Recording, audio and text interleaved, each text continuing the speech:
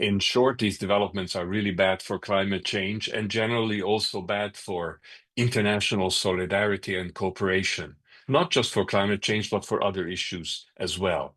Now, the US is historically the largest polluter when it comes to climate change. And these kinds of decisions, they basically ignore the responsibility of the United States toward the rest of the world, especially to the vulnerable poor countries who are not the primary cause of these problems. But ultimately, I think these issues will come back like a boomerang and impact the US negatively. Now, when it comes specifically to the Paris Agreement, of course, it sends the wrong signal to all the other countries who are participating in the Paris Agreement, that the US is simply not willing to participate to work toward these shared global objectives that, in fact, the US substantially contributed to developing to start with.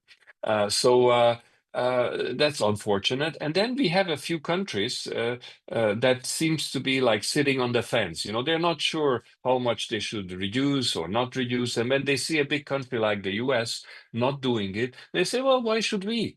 And let's hope there are not too many of those countries, but there may be some of those. Now, but ultimately, the worst impact of the sum of all these actions will be on the US itself, both in terms of increasing its own emissions and reducing its ability to adapt to climate change. Because the strong push that they have against renewable energy and the very strong push for going back to using more fossil fuels is going backwards in history. And uh, canceling research and even removing documents from the web, that have words like climate change in them or adaptation, this does not make sense. And the implication is that the US will have higher emissions and it will have lower capacity to deal with climate change impacts.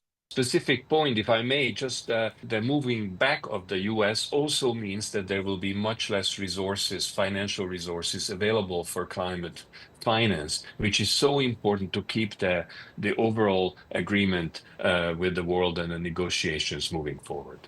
Right. And do you expect current trade barriers to further hamper the green transition? Yes and no. Yes, in the sense that there are currently strong trade barriers, mostly in the global north, US and Europe, mostly concerning China. And it's really to protect US and EU industries and also to increase security. Now, uh, the but the trade with the rest of the world is not only happening, but it's actually growing.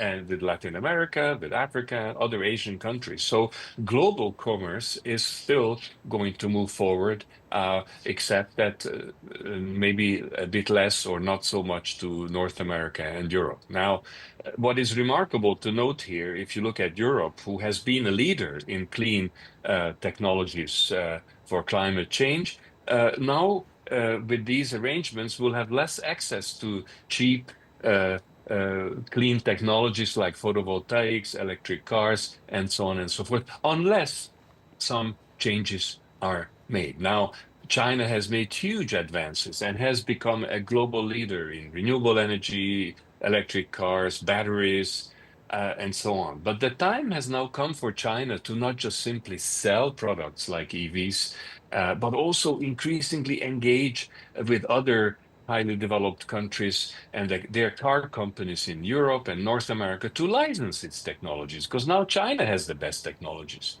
on these new emerging areas.